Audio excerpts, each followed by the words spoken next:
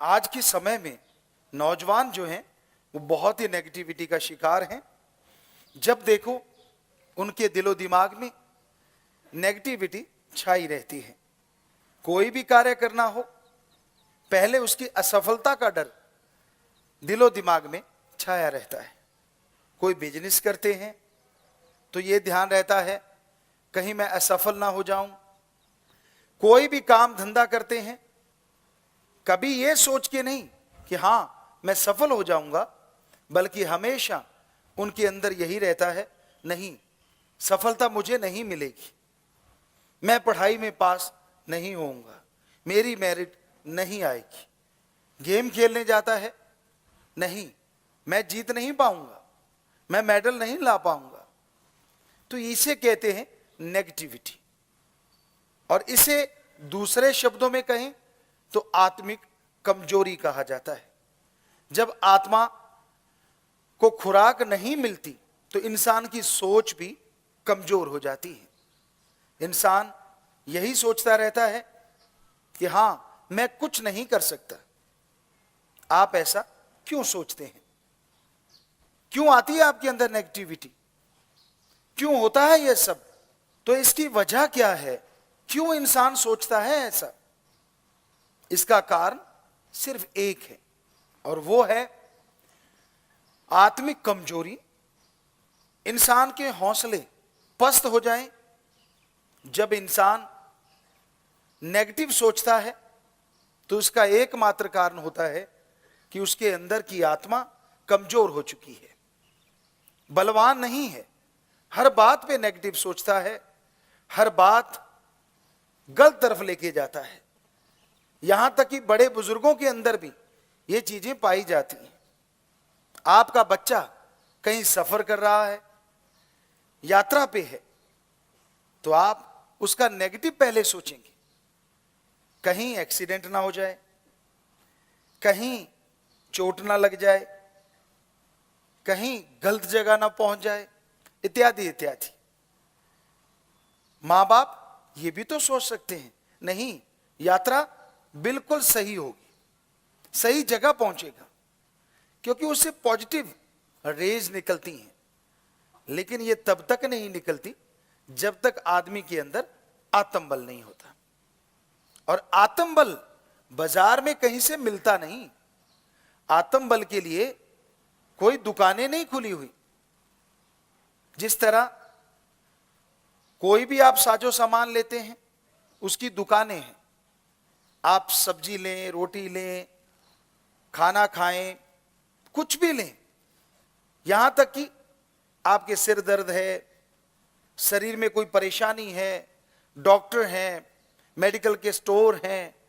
लेकिन कहीं भी जाओ, किसी भी स्टोर पे जाइए, पूरे वर्ल्ड में आपको आत्मा की दवाई नहीं मिलेगी जिससे आत्मबल बढ़ जाए, जिससे विल पावर बढ़ जाए। ऐसी दवा कहीं नहीं मिलती। पर क्या ऐसी दवा होती है? होती है तो कितनी महंगी होती होगी? जरा सोचिए। इंसान के अंदर हौसला आ जाता है, इंसान हारी बाजी जीत जाता है जब आत्मबल होता है। और यह भी देखा जाता है जब यह आत्मा को खुराक मिल जाती है तो मरते हुए लोग फिर से जिंदा हो जाते हैं। तो इंसान सोचता है वो दवा बहुत महंगी होगी, क्योंकि ये दवा तो सबसे अलग है। मृत संजीवनी कह सकते हैं कि मरे हुए को जिंदा कर दे, हारी बाजी जिता दे। कौन सा बिजनेसमैन नहीं चाहेगा ऐसी दवा लेना? कौन सा बच्चा नहीं चाहेगा कि फेल से सीधा मेरिट पे ले जाए? और गेम में कहां आप तहसील स्तर पे, स्कूल स्तर पे हारते हैं, और कहां नेशनल में गोल्ड मेडल आ जाए, या फिर वर्ल्ड में आप क्वालिफाई कर जाएं, आगे निकल जाएं। कौन नहीं चाहता ऐसी दवा? तो आप लोग सोचते होंगे गुरुजी ललचा रहे हैं। नहीं, ऐसी बात नहीं है। पर आपकी सोच बताते हैं कि वो दवा कितनी जबरदस्त है और वो दवा कितनी कमाल की है, जो एक है और अनेक काम कर देती है। आप कहीं से दवा लो, सिर दर्द की मिल जाएगी, बॉडी के लिए टॉनिक मिल जाएगा, आजकल आ गया, अब जिसमें बहुत से विटामिन, खनिज, लवण सब होते हैं, लेकिन ऐसी कोई दवा नहीं होती जिससे सारे कार्य सफल हो जाएं। तो ऐसी एक दवा है जिसे कहते हैं राम का नाम, ईश्वर की भक्ति, गुरु मंत्र, मेथड ऑफ मेडिटेशन, कलमा, शब्द, गुरु मंत्र, उसके और भी हजारों नाम होंगे। और वो दवा कहां से मिलती है, कौन से स्टोर पे जाएं, किस जगह वो दवा मिलेगी? किसी स्टोर पे नहीं, कोई सच्चा संत, पीर, फकीर मिले, उसकी सत्संग में जाओ और उसके वचन सुनो और अमल करो। जब आप सत्संग में जाएंगे, सुन के अमल कमाएंगे और वहीं से आपको वो दवा मिलेगी जिसे कहते हैं नाम, गुरु मंत्र, कलमा, शब्द, the gods words, method of meditation. तो वो शब्द ऐसे हैं जिनका अभ्यास करने से आत्मबल बढ़ जाएगा और आप जिंदगी के हर क्षेत्र में, खास करके अच्छे नेक क्षेत्र में, सफलता की सीढ़ियां चढ़ते चले जाएंगे। लेकिन वो दवा कैसे लेनी होती है? उस दवा के लिए क्या कोई अलग जगह, अलग धर्म, अलग जात, मजहब में जाना होगा? जी नहीं। उस दवा को खाने के लिए, उस दवा को लेने के लिए जंगल, पहाड़, उजाड़ जाने की जरूरत नहीं। आपको अपना धर्म, जात, मजहब बदलने की जरूरत नहीं। जिस भी धर्म को आप मानते हैं, जिस भी कपड़ों में आप रहते हैं, आप रह सकते हैं। बस उस दवा को लेने के लिए थोड़ा समय निकालना होगा। जैसे आप सुबह सवेरे वॉक करते हैं, जिस तरह सुबह सवेरे घूमते हैं, आप घूमते रहिए, वॉकिंग करते रहिए, लेकिन ख्यालों से, अपनी जीभा से वो मंत्र, वो शब्द, वो कलमा दोहराते रहिए। आपको यकीन नहीं आता होगा, ऐसे कैसे संभव है? थोड़े से शब्द आपको इतनी शक्ति दे देंगे? ये कैसे हो सकता है? ये नहीं हो सकता। आपके अंदर इस तरह के विचार आ रहे होंगे। तो कहा करते हैं, हाथ कंगन को वारसी क्या और पढ़े लिखे को फारसी क्या। आप सत्संग में जब आएंगे तो संत वो शब्द, वो मेथड आपको बता देंगे और बदले में आपसे कभी कुछ नहीं लेंगे। तो आप उन शब्दों का अभ्यास चलते हुए कर सकते हो, लेट के कर सकते हो, बैठ के कर सकते हो, गाड़ी ड्राइव कर रहे हो, खाना बना रहे हो, खाना सर्व कर रहे हो, कपड़े धो रहे हो, नींद में जा रहे हो, लेटे हुए हो, यानी शारीरिक अवस्था कोई भी क्यों ना हो, वो मेथड तो, वो गुरु मंत्र, वो शब्द तो जीभा से, ख्यालों से दोहराने हैं। उसमें तो कोई दिक्कत आने वाली नहीं है। तो ऐसा अगर आप निरंतर करते रहेंगे तो आपका आत्मबल बढ़ता जाएगा। पर हो सकता है आप में से बहुत से ऐसे लोग हों जो यह सोचते हो कि ये आत्मबल जल्दी बढ़ाना हो तो क्या करें। इंसान की इच्छा होती है, यार क्यों ना जो काम साल में होता है उसे महीनों में कर दें और महीनों वाला दिनों में कर दें। तो क्या इस दवा के साथ भी ऐसा कुछ है? जी हां, ऐसा है। और वो है समय।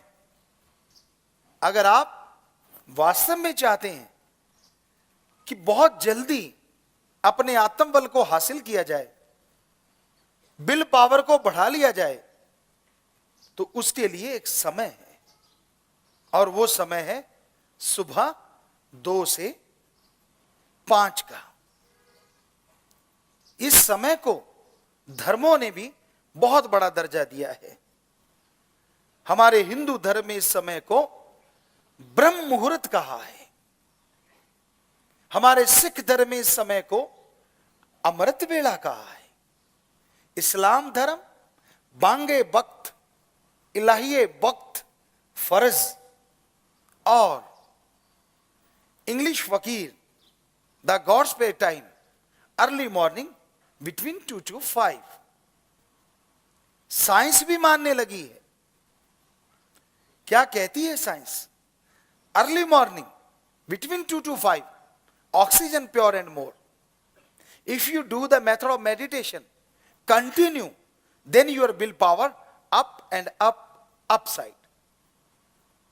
सारे धर्म वही बात कह रहे हैं, साइंस वही बात कह रही है। तो सुबह का समय सर्वश्रेष्ठ होता है, क्योंकि अगर विज्ञान की बात करें तो उसमें ऑक्सीजन शुद्ध और ज्यादा होती है। आत्मबल जल्दी बढ़ता है, ध्यान जल्दी जमता है, पर उसके लिए थोड़ी सी बातों का ध्यान रखना होगा। सुबह जब आप उठें, उठने के बाद फ्रेश हो लें, रफाज जाएं, क्योंकि खाली पेट सर्वश्रेष्ठ होता है। पानी पी सकते हैं। अगर आपको नींद आ रही है तो मुंह धो लें, हाथ धो लें, पर शरीर में से अगर कोई स्मेल है, बू बदबू कुछ भी आ रहा है, तो नहाना जरूरी होगा। उसके बाद जब आप बैठने लगे तो जिस तरह से ये हम बैठे हैं, इसको सीधी भाषा में योगा का आसन कहें तो आसान आसन। अगर ऐसे में आपको तकलीफ है तो आप जिस तरह मुसलमान भाई नवाज अता करते हैं, घुटने औंधे मार के बैठना, उसको योगा में कहते हैं वज्र आसन। पर इन दोनों में अगर आपके घुटनों में या पीठ में, बैक में दर्द है तो ऐसे मत बैठिए, क्योंकि यहां दर्द है, ध्यान वहां चला जाएगा। तो आप जैसे कुर्सी पे पांव लटका के बैठते हैं, जैसे बैठे और पांव लटका लिए, तो उस तरह से बैठ सकते हैं। और उसके बाद आप अपना ध्यान दोनों आंखों के बीच, नाक के ऊपर, ललाट, माथे की ये जगह, इस जगह को 10वां द्वार या तिल, मेहराब, very very deep sleep point कहा जाता है। तीसरा नेत्र, थर्ड नॉलेज आई या नॉलेज थर्ड आई भी कहा जाता है। हमारे शरीर में 9 दरवाजे हैं, 9 डोर हैं जो खुले रहते हैं। अगर बाहर से देखें तो वो 9 हैं। 2 कान, 2 आंख, 2 नाक, 1 मुंह और 2 इंद्रियां हैं। लेकिन यहां एक 10वां दरवाजा है जो बंद है। साइंस भी मानने लगी है। तो सारा कंसंट्रेट, सारा ध्यान यहां लगाना है, और फिर गुरु मंत्र, मेथड ऑफ मेडिटेशन का अभ्यास करना है, उसको दोहराना है। जीभा से दोहराइए। मक्खी मच्छर तंग करता है तो पतली सी चद्दर ऊपर ले सकते हैं। सर्दी तंग करती है, कपड़ा ले सकते हैं। हाथों को यूं रखना है। कोहनी का वजन जांग पे आ गया और यहां ये काफ पे आ गया, ताकि कोई प्रेशर आपका ध्यान इधर उधर ना करवा सके। तो आप बैठ गए। अब मेथड ऑफ मेडिटेशन दोहराइए, आंखें बंद रखिए। यह सबसे बढ़िया है। खोल के भी कर सकते हैं, लेकिन वो बाद में, जब आपका ध्यान आपके काबू में आ जाए, जब विचार स्थिर होने लगे। तो ऐसा करने से क्या होगा? कैसे आएगा विल पावर ऐसा करने से? जैसे जैसे आप अभ्यास करते जाएंगे, वैसे वैसे आपकी बॉडी में एक ताजगी आने लगेगी, आपके शरीर में एक शक्ति आने लगेगी, जिसका मतलब है आत्मा शरीर में से सिमट रही है। अब आप कहेंगे आत्मा रहती कहां है? सिर से लेके पांव के अंगूठे तक पूरी बॉडी में आत्मा की वजह से शरीर में शक्ति है, सब कुछ है। तो वो पांव से सिमटना शुरू करती है, यहां तक आती है, और फिर एक समय ऐसा आता है कि वो सिमट के यहां पहुंचती है। तो ये होता है आपका आत्मबल का बढ़ने का पहला स्टेप, जबरदस्त तरीके से बढ़नी शुरू होगी, जिसे कहते हैं बूस्ट अप, जबरदस्त तरीके से। और आत्मबल बढ़ता जाएगा, उससे क्या होगा? आमतौर पे कहा जाता है इंसान अपने दिमाग का 5 से 10% हिस्सा इस्तेमाल में लाता है, इससे ज्यादा नहीं। तो जैसे जैसे आप भक्ति करते हैं, मेडिटेशन करते हैं, गुरु मंत्रा कलमा शब्द का जाप करते हैं, तो आत्मबल बढ़ता है।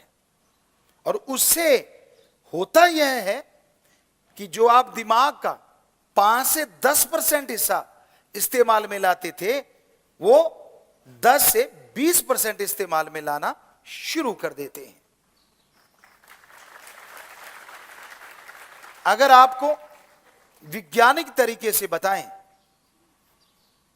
तो जब आप 5-10% दिमाग का इस्तेमाल करते थे, कोई बहुत बड़ी प्रॉब्लम आई, कोई परेशानी आई, कोई मुश्किल आई, कोई बीमारी आई, जिससे आप घबरा गए, उस प्रॉब्लम का सॉल्यूशन आपको नहीं मिला, उस समस्या का हल आपको नहीं सूझ रहा, उस बीमारी से लड़ने की शक्ति आप में नहीं है, आप हारते जा रहे हैं, आप गिरते जा रहे हैं।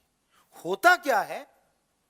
जैसे ही गुरु मंत्र का अभ्यास आपने किया, आत्मबल बढ़ा और आप अपनी सोचने की शक्ति का इस्तेमाल 1.5 गुना या डबल करने लगे।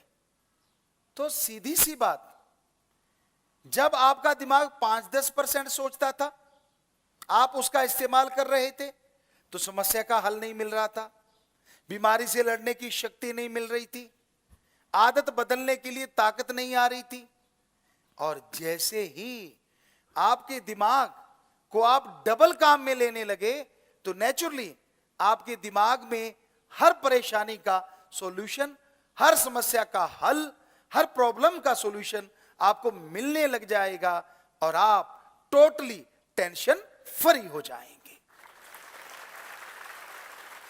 तो इस तरह से आत्मबल मिलता है, और वो आत्मबल बाहर नहीं, आप सबके अंदर है। आपको ज्ञान नहीं है, आपको पता नहीं है, जिसकी वजह से कभी कोई विचार आप पे हावी हो जाता है, कभी कोई विचार हावी हो जाता है। आत्मबल का ढेर होते हुए भी आप कंगाल रहते हैं, आपके अंदर आत्मिक शक्ति होते हुए भी आप परेशान रहते हैं, आप खुशियां हासिल नहीं कर पाते। सब कुछ होते हुए भी आपको लगता है मैं तो कुछ भी नहीं हूं, नेगेटिविटी का आप शिकार हो जाते। तो आत्मबल आपके अंदर है ना हैरानीजनक बात। इसके लिए हम आपको एक कहानी सुनाते हैं, सच्ची कहानी, सच्ची बात। एक बहुत अमीर आदमी था, वो मरने लगा, जुबान बंद हो गई, बहुत पैसा था, पुराने समय की बात, हीरे जवाहरात अशरफियां, वो दबा गया, और बता नहीं पाया, मर गया। बच्चे मजदूरी करने लगे। उनके बाप का एक दोस्त आया, घर पूछ के वहां पहुंचा, देखा बड़ा ही खस्ता हाल है, वो दंग रह गया। बच्चों को बुलाया, कहने लगा भाई क्या हुआ, आपके पिता तो बहुत अमीर थे और आपका ये हाल। कहने लगी जी कौन से अमीर, कुछ नहीं छोड़ के गए हमारे लिए, हम तो मजदूरी कर रहे हैं, मेहनत कर रहे हैं, तो पेट भर रहे हैं। वो कहने लगा नहीं, मैं बताऊं, आपके खजाना है, हीरे जवाहरात माणिक अशरफियां ढेरों हैं आपके पास। कहने लगे कहां? तो उस दोस्त ने बताया, मेरे मित्र ने बताया था, घर में कहीं दबी हुई। घर बहुत बड़ा था। बच्चे मेहनत करने लगे, खोदने लगे जगह, और खोदते खोदते खोदते खोदते आखिर लास्ट में उन्हें वो घड़े मिल गए और वो अमीर हो गए। तो उसी तरह आत्म बल, विल पावर आप सबके अंदर भरा हुआ है, लेकिन आप कंगाल हैं। आपको पता ही नहीं है कि आपके अंदर इतनी शक्ति है, इतनी शक्तियां आपके अंदर मालिक ने भर रखी हैं। तो आपके उस भगवान का कोई दोस्त जो कि संत होता है, वो आए और आपको बताए कि बेटा तेरे अंदर जो खजाना भरा पड़ा है, तेरे अंदर जो आत्मबल बेइंतहा है, उसको निकालने का ये तरीका है। तरीका गुरु मंत्र, मेथड ऑफ मेडिटेशन, वो दे दे और बदले में एक भी पैसा ना ले। आप उसका अभ्यास करें तो जरूर आपके अंदर का दवा खजाना आपको मिलेगा। जिस तरह उन बच्चों ने मेहनत की, उन्हें अशरफियां हीरे जवाहरात से भरे घड़े मिल गए, उसी तरह अगर आप मेहनत करेंगे, हम आपको गारंटी देते हैं, बिना कोई पैसा खर्च किए, समय देना होगा, बिना जात धर्म मजहब बदले आप अपने अंदर का आत्मबल हासिल करेंगे और जिंदगी की चौं तरफ खुशियां हासिल जरूर कर पाएंगे।